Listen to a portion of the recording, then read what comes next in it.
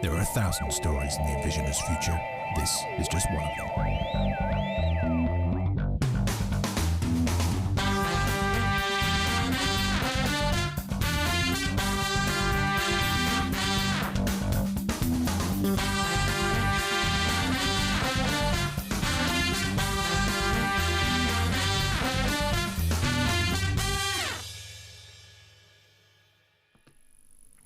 Well, hello. It was almost like a surprise then, wasn't it? Oh my God, it's time already. How the devil are you?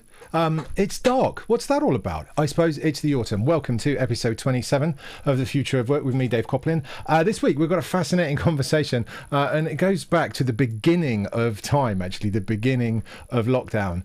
And do you remember when this phrase first came out and it was a novelty? I remember seeing this phrase and I thought, oh, isn't that's quite nice, actually. You know, as a guy who spends his time thinking about what the future might be, the concept of a new normal, I have to say, was quite enticing for about the first 2 weeks. And then, like the rest of you, I got a little bit tired of it. And then if somebody, mentioned the new normal to me again, there was going to be physical violence in some way, shape or form.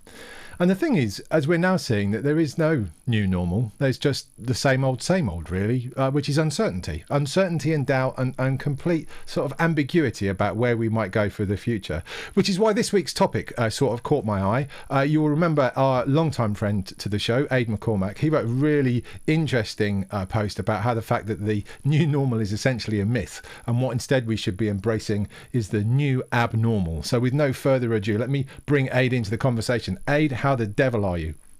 I'm great, thanks, Dave. Yeah, very good. Delighted to be back. Oh, yeah, so good. Can you believe, I was looking, it was episode 7 that you're on, so 20 weeks, and haven't they flown by? Yes, I'm really enjoying this open prison model of existence. Yeah, no, exactly. It's just, I wonder if we get time off for good behaviour. Anyway, so look, let's just kick into this concept. I was quite taken with it. So it's the notion that actually we need to embrace the uncertainty of the world that we're in, and actually to take comfort in the abnormality of the situation rather than chasing what might not be there. Talk us through a bit of where you were coming from with that. Well, I guess before the industrial era, we lived in a world of uncertainty. And then with the industrial era, we created a kind of synthetic certainty because we needed that in order to justify building factories, knowing that they would be needed long enough to get a return on the investment. And we managed that for about 300 odd years. But then it started to fray, not least because of digital, which we all experienced in some capacity. But then COVID came along and we all got to experience disruption firsthand. So it was coming, and that's only a couple of the forces at play. And so I believe we're moving out of an era of synthetic certainty into an era of hyper globalization, global supply chains, connectivity, technology, and so on. So in essence, this was going to happen sooner or later. It's not a COVID thing. There is no post-COVID. There is this basically new, abnormal is the backdrop to our lives going forward. Yeah, I'm sort of intrigued by that. And sort of we're seeing, I guess, a number of similar threads in different areas. As you know, Ed, we've been talking a lot about education. And I think so much of what we're seeing now, has COVID as the catalyst, but is no longer has COVID as the reason in terms of rethinking learning. And I certainly see the organisations that seem to be, I was going to say relaxing, but maybe more comfortable, are those that are seeing this not as some temporary, half measure, a series of compromises that we're having to make until we can get to the point where, we're free of the virus and we go back to an old way of working. But it's quite a leap for some organisations, especially when their industry is fundamentally changing. I mean, let's look at aviation as an example. I mean, what would you be doing? What would you be saying to them about navigating the abnormal if I was an airline or a Boeing or an Airbus? Well, I'd be turning their aircraft into accommodation of some sort. They're not going in the air, so you might as well turn them into a kind of, I don't know, specialist glamping or whatever. They got a serious problem. But the trouble is, industrial era models were only ever designed to withstand forces that they knew about. A bit like a plate. You can put a lot of weight on a plate, as you'll see at any all-you-can-eat buffet. But if you whack the plate against the table, it will smash. It's fragile. You hear organizations talking about being robust. Well, that's like the boxer that gets punched, gets up again, and they take longer to get up. Then there is this kind of resilience, like the rubber ball, you drop it, it comes back to your hand, no loss of energy. But there's organizations out there that are actually thriving on adversity. And I refer to those organizations as being super resilient. They actually take hardship and they become stronger as a result of it. A bit like the butterfly has to fight to escape the chrysalis, but in doing so activates the muscles that enable it to fly. Some of us go to the gym, we inflict pain upon ourselves in order to become stronger. So that's more like a living organism. So these old school industrial era companies are essentially inert factories, and the organizations that will survive and thrive in this era will be more like sensing, situationally aware living organisms. Yeah, no, exactly. Of your two analogies, I could relate more with the all-you-can-eat buffet. Just saying. But no, I think that's interesting, and it is, one of the examples I saw that I was intrigued by, and I would do because it's kind of my world now, was in hospitality and leisure, and it was some of the London hotels who are now they've basically built out a streaming studio using their sort of empty rooms. So they're offering they're offering workspaces during the day, so you come in and basically you buy a room for a hot desk or whatever, but then you also have these new facilities to enable people to connect. So I thought some of those things are kind of interesting. I know, from a hospitality side, my exposure's in sort of pubs and restaurants, and I know one of the sort of the big winners of this, in a terrible context, but you kind of get my point, is delivery and this whole concept of it's no longer just about the location of the experience. I'll also take the food experience somewhere else if I can do it. So that whole pivot into delivery and those kind of virtualization, if you like, of some of the experience is really important. But it's a big sort of leap, isn't it? And I think part of the challenge, if you think about the complication or the complexity of organizations and the number of sort of moving parts of an organization, to be able to take a leap of faith into essentially the unknown requires a very bold or possibly a very stupid individual or series of individuals to do. What sort of guidance do you offer to people when you're talking to organizations and business leaders? How do you encourage them to learn to love the ambiguity? Well, I say to them, essentially, often my initial conversation is explaining to them that what you want is to transform, not simply to digitalize. So a lot of organizations are under the kind of misconception that if they throw AI, blockchain, IoT at their existing business model, jobs are good for the next epoch, so to speak. But a faster, smarter, cheaper Titanic at the end of the day is still a Titanic. So that's not enough. So then you say to yourself, okay, how do you turn this old school, archaic, humans as cogs in the machine model into a kind of fast moving, high tech, situationally aware organism? You can't do that. That's the bottom line. So what I say to the organizations is, look, by all means, digitalize your plan A business, your primary business, but that business might be gone next week because of a changing customer sentiment, or somebody brings out a free app. So you better have a plan B, C, D, E, F, G, and so on. And this takes us into the model of running your organization as a portfolio of bets, as opposed to refine and polish the factory. And so plan A, which is the bet perhaps you've been running for 60 years, that's still an experiment. It's still in beta in many respects, though many organizations see it as kind of, well, we've got it almost perfect, let's make it even more perfect. Now, of course, if you're presiding over an organization like that, which has got a legacy of value, you feel quite exposed if somebody comes along and says, right, pull up the floorboards, we're going to really change things. So I advocate, don't change. By all means, automate, make it faster, etc., but don't start putting all your people through some sort of design thinking course. It will just confuse them. They've been recruited for their lack of creativity. Don't mess around with them. You'll upset your cash flow. So park that and let's start getting these experiments up and running. As we speak, Facebook has 10,000 experiments on the go. How many do our clients have? Yeah, no, I love that. We had David D'Souza on a few weeks ago from the CIPD, and so he was coming at it from, if you like, a sort of a human resources and sort of a people perspective, and that was one of his key takeaways. And I hadn't really thought enough about it. And it's funny because it was a world of experiments was something that I was only subjected to. I used to work for the, if you like, the shrink wrap part of Microsoft, so the bit that did the let's work on a big version of Windows or a big version of Office. And then about partway through my Microsoft career, I joined that online business, and I saw instantly this completely different world, a world of, thousands of iterative tests ongoing at any moment in time, completely different mentality. And one of the things I took away from that experience is how actually, in the rest of our organizational lives, we should be doing the same thing, which is running, what could we learn? What could we test today? What could we do? And it was the bit that I've just got from you and the bit that I just got from David D'Souza, which was in this world where nobody, not even futurologists like us, Ade, can predict where the future, or fortune tellers, as I'm often described, that says about the quality of what I offer. But nobody can predict what's going to happen, and the only way that you can find comfort in the ambiguity is to start to experiment and to do it in a, essentially a sort of a rigorous scientific way. So we've set a series of known sort of variables, and then things that we want to test, and then we analyze and we keep moving forward. And that seems to be, the best way forward for a lot of organizations, and a way of sort of chunking down some of the noise, if you like, and I guess the taking the stress out of it for the employees. I mean, let's talk about employees as well for a minute, because I think that's quite interesting. How do you sort of advocate that organizations take the rest of the organization on the journey with them? So it's fine to have a bunch of non-creative smart people, to use to paraphrase you. Yeah.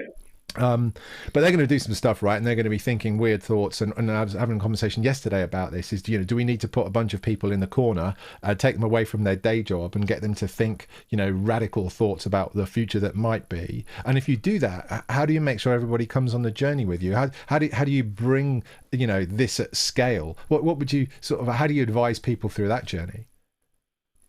Well, I think the advice to, if you like, business leaders is the same advice to government leaders, is to first fess up and say, look, we can't protect you from what's going on here. The forces at play are beyond our control.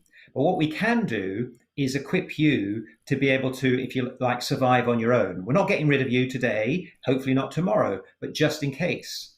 So you start helping them with developing their capabilities, particularly in respect of learnability. So we're moving into, I would say, a post-skills world, because I could present all my skills to you now if I was applying for a job, and they might be good for today, but you don't want to employ me just for today's problems, because you've got problems you don't even anticipate. So I actually think, and not many people are with me on this, that we're in a post-skills world where we should focus on our traits, like our ability to run like a me PLC, our ability to be commercial, our ability to promote our brand. These are not skills, these are kind of traits which are learnable, but the core one is learnability. Your ability to learn allows you to adapt. When I worked for many years ago for a company called Logica, they would just body shop me out to places, charge a lot of money, and say, Ade's the expert. Now, I was the least expert person in the building, but after a couple of digestive mishaps, I got up to speed pretty quickly. So I went from 0 to 80% very quickly. And I did that on a very regular basis.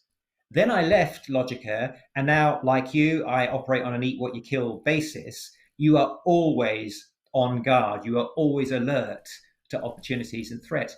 And we now live it and experience it. Those people who think they have comfort by being in an industrial era factory, for example, a bank, all they've got is increased anxiety. We've traded security for freedom, and it's not luxury freedom. We're having to be very alert, but this is how we roamed the savannah 10,000 years ago. So we're back to where we need to be. So in fact, coming out of the industrial era, disruption is our friend. Disruption is releasing us from the shackles of mindless process work. But okay, so I love all of that. But you said something earlier on, which I think also makes this better, or is a good example for aspiring organisations, which is for them to be open to this change and to be encouraging their people. Next week's guest, funnily enough, Ade, is a guy who, through the throes of the pandemic, has been made redundant, but saw that as an opportunity to do something different. And actually, in the period while he was working through his redundancy, and it's going to be a great story, which he'll take us through next week, he found an opportunity, something to build. And so he sort of was able to transition, but he had the support of the organisation.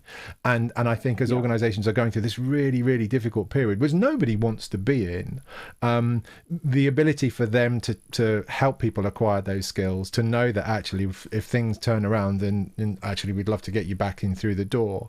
But, we talk about, and funnily enough, you say that there aren't many people with you. I actually, there may not be many of us, Ade, but there is a growing number, and there is a sort of, certainly there's a growing volume, I mean that based sort of audibly as well as quantity, of that conversation. So it is about this concept of lifelong learning is number one. So learnability, I think that you called it. There's also this sense of resilience. And I sort of think about this, a conversation I have with my son a lot, who's a teenager, is looking down the barrel of that awful sort of period of his life now where the next few years are basically exams and gateways, and the pressure just ratchets up as he goes through them. But the whole point is, to be resilient, and whatever happens, whatever experience you end up in, it's about how you learn to make the best of it and how you learn to evolve, which is what you and I have to do as independents. But increasingly, people who I think are moving on from the comfort blanket of the corporate cocoon, which I fondly remember actually, and sometimes miss, is a real eye opener for them. But it's funny because Gary was on last time you were on, and he sends his regards actually. So I was talking to Gary earlier. I think many people are, and I would bet you were probably the same, were probably doing that anyway inside the organisation. You were already on alert, looking maybe not for life-threatening situations, but probably opportunities to do better or to help the organisation. And so that mindset of being open, of being curious, and about wanting to get into things, and trading on your traits more than your skills, I think is a really interesting sort of approach to the world of work. And something that, if you look, we've been talking a lot recently about further and higher education. These kind of concept of traits are not well taught. Do you know what I mean? You if you follow the thread, the employers all complain about the graduates because they don't have any of the skills of that they need of work. They have, they're academically qualified, but next to bloody useless to start with because they don't know how to operate in a world of work. The universities complain that the students in their first year don't have any digital skills, so they can't teach them the course. They got to teach them digital skills, and then the schools are kind of, I don't know where they're at, but probably in the Victorian area. So it's about how we play this all the way through and get people to the place, because the worlds are really going to change, and it's this growing sort of sense of ambiguity that perpetuates, I guess, all that we do. But what's your thoughts on sort of and I like the concept of traits, teaching traits. How would you go about that? Is that something that you would do as early as I don't know, what the Americans would call K-12, so secondary education, or is that something that you would push into university?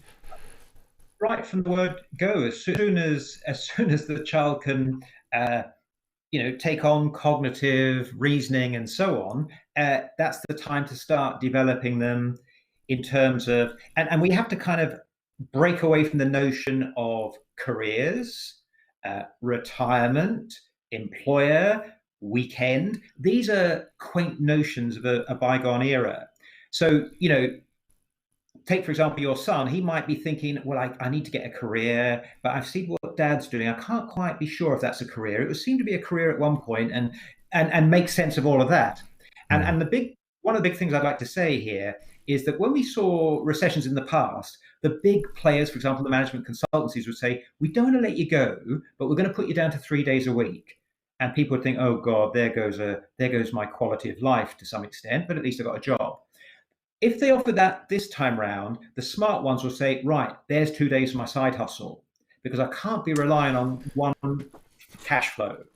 So anybody who's got one egg in one basket, they're extremely at risk. And the name of the game is having multiple streams. And, this downturn is a perfect opportunity. Yeah, no, exactly. And I'm just noticing that the stream's struggling a bit today. So I think we're having some network issues at our end. So apologies for that, everybody. Yes, so I like that, and actually, I was always quite taken by Charles Handy, who you must have come across. They're sort of I don't know, the sort of the wise old gentleman of management thinking, and I remember hearing him talk about his sort of concept of the portfolio career, and there were sort of 5 elements to the portfolio, which was your day job, and then your side hustle, so something that you do which isn't your day job that you get paid for, and then I think it was lifelong learning, your community, and your family, and basically you needed to foster a capability in each one of those areas if you were going to be given the everything you needed to continue to enjoy your life at every phase in your life. And it came to me at a time where I was coming out, and I don't know if you were like me, Ade, but certainly the first decade, if not first 2 decades of my career were just like 100% work, because I enjoyed it, and because I got a bit good at it as well. But you get carried away, and then you sort of turn around and you think, well, where are all my friends, and why is my wife constantly annoyed with me? I learned that doesn't change actually, but anyway. So it is, and I think those are the things that in your sense of employability, and when you talk about traits, I wonder if those are the skills that we really want to help our young people acquire as we move forward. Yeah, no, absolutely. I think if you distill it down to our anthropological drivers, we have fundamental needs to be mobile, to be social, to be curious, creative, to have a degree of autonomy, to be judged on our productivity, to have a sense of purpose. And I think if I had to distill that down to 2 traits, it would be movement and sociality. So we're not thinking animals, we are moving social animals. That's the priority. And if you get those 2 things right, the rest of your life kind of falls into place, I found. Yeah, no, absolutely. I like the sort of the sociability sort of side of things. It's a conversation, slightly worried in the pandemic about how we develop social skills, and I think that's certainly, I'm having 2 sort of big conversations with organizations, or 2 very similar conversations with organizations, which is, one is, how do you maintain and facilitate an organizational culture in a world where you're dispersed? And the second is, how do you compensate for all of the intangible social experiences that we now no longer have because we're not standing by the coffee machine or walking down the same corridor, or those sides of things, which again is the conversation that we're going to have next week. I'm just going to break out and I've just seen that Jazz is online, and Jazz is a regular viewer of the show, but is also doing some amazing things when it comes to teaching kids about the power of creativity and technology. And I also know that Jazz has been in hospital this week, rather unexpectedly. He's now back at home, I think, Jazz, and you're doing okay. So listen, I hope you're all right, mate, and thank you for tuning in. I'm going to send out a link to Jazz. It has a Just Giving page. What Jazz is doing, so Jazz used to be, is an engineer and wants to teach kids the value of engineering. And he's now doing that sort of independently, but he's found there's a huge amount of interest in places like India and Africa, where you've got kids who've got access to a smartphone but not access to lots of teaching resources or people who are able to curate an experience. So he's sat here in the UK getting kids in Africa and India to code with Python to program a drone that's basically sat in Jazz's living room, which is really sort of fascinating sort of experience. And what I love about Jazz is he's just got this mindset, and again it speaks to what we were just talking about, Ade, was having this mindset of, well, anything's possible, kind of. I've got an internet, I've got some ideas, I just need to find a way to make it forward, so make it happen and to make it bring through. So I'm going to publish that on Jazz, but it's a great experience, a great example of that kind of thinking, and also an example of the kind of the how the boundaries have changed. Now, we were talking just before we went on air, one of the things that's beginning to become interesting about this new abnormal is that I'm no longer confined to my nation. I've had a couple of international gigs recently, which would never have happened before, because you'd never get the economics to work for the travel and the disruption and all that sort of stuff. Is that a world, do you think, that is part of this new abnormality, where we start to see beyond geographical boundaries? Absolutely. And in our world, it offers a new price point.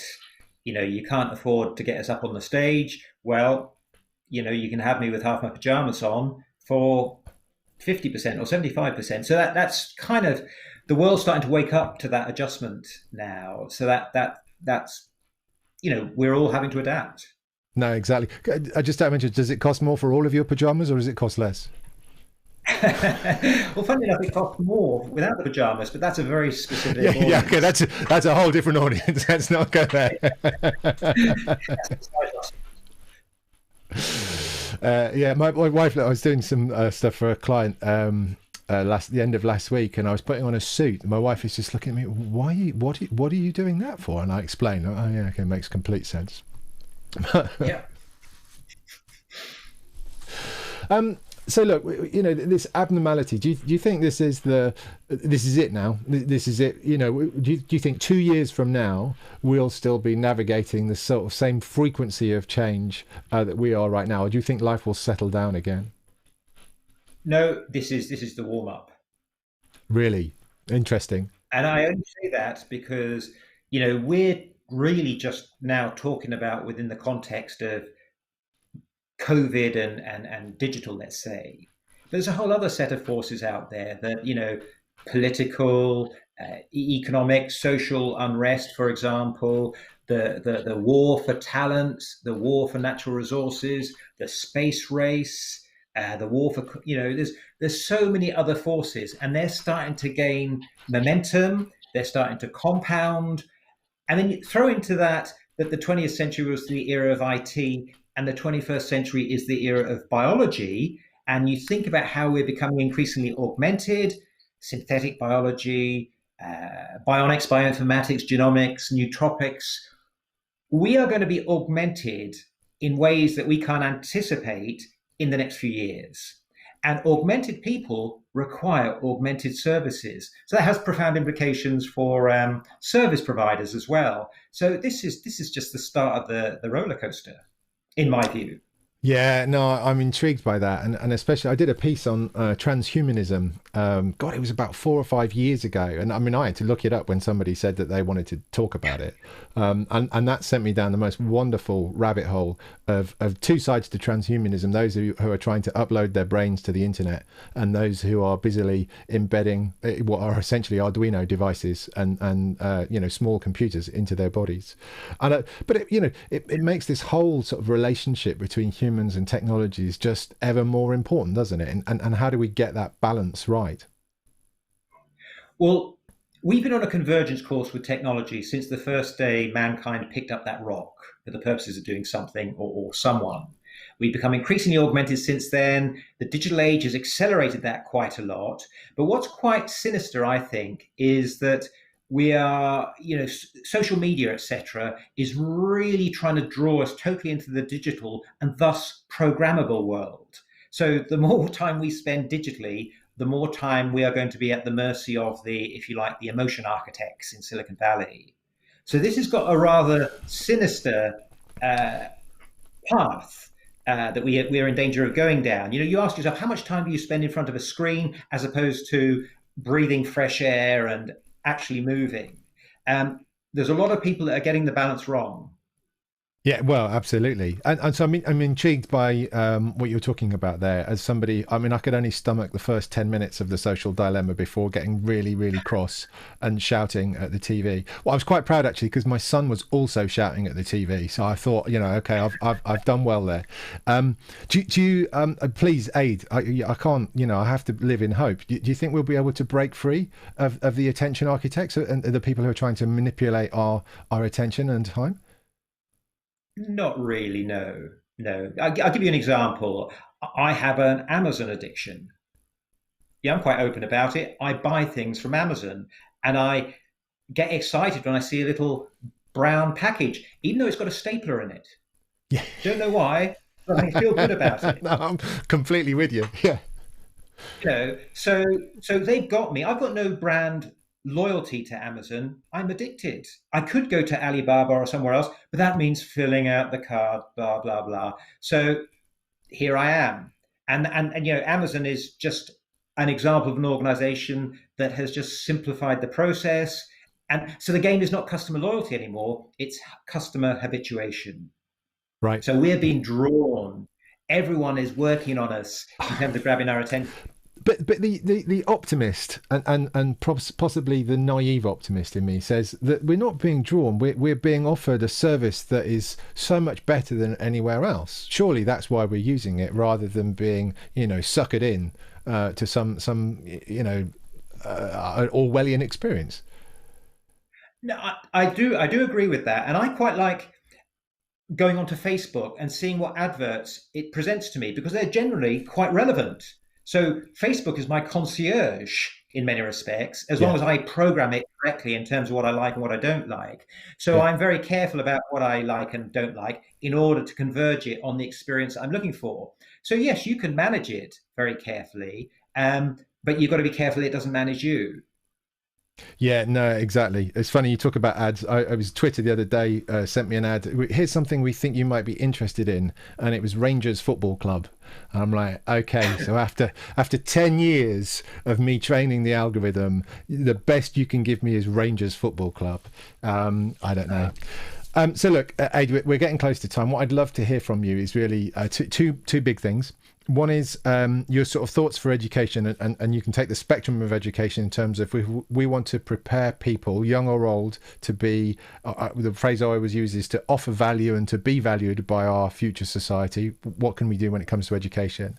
And the second is that, one thing that you would say to the organisation that's standing on the precipice, looking down into this sort of chasm of abnormality, what would you say to them to give them the confidence to step forward? So education and then business. Okay, education needs a total reset because it was designed for the industrial era. And the primary output of education, particularly sort of primary and secondary, is compliance. It's not O levels and A levels, it's compliance so that you don't make the HR department's job a nightmare. That's what education meant. That needs to be repurposed, reimagined, reinvented, and so on. That it's Yeah. and actually, business education needs a reset. University education don't quite see the value proposition of being locked in your room for 10 weeks and missing Christmas when you could be just watching the online stuff at home. So all of that is needing a reset. In terms of what to advise an organization in terms of being on the precipice, it's to stop prevaricating and take action. You can't business strategy your way out of this one. It's execute, execute, execute. Fail as fast as you can. As they say, move fast and break things. Yeah, no, I love that. Listen, Ade, thank you so much for spending another evening with us. It's always great to have you on. Ade, where can people find you? In particular, the blog post. I'll put the exact URL, but just the website for where you're blogging these days. If you go to my website, ademccormack.com, and just under my perspectives, you've got my rantings from the last 12 or so years. Oh, fantastic. That's great, Ade. Thanks so much for joining us. We'll see you again soon. Thanks, Dave. Well, so there you have it, guys. A fantastic exploration of the world of abnormality. That's something that you weren't expecting on a Wednesday tea time, but that's what we're here for. We're here for you. Next week, as I mentioned, we've got a really interesting conversation. It's a bit about employee engagement. It's a bit about how we plug that social gap of remote and distanced working. So that's going to be good. We always love to have your subscription, and if you like what you're hearing and seeing occasionally, if the internet doesn't die like it did tonight, give us a like. That would be great too. So I've been Dave Coplin. It's been great to have you with us, and we will see you all again next week. Thank you, guys. See you soon. There are 1,000 stories in the Envisioners' future. This is just one of them.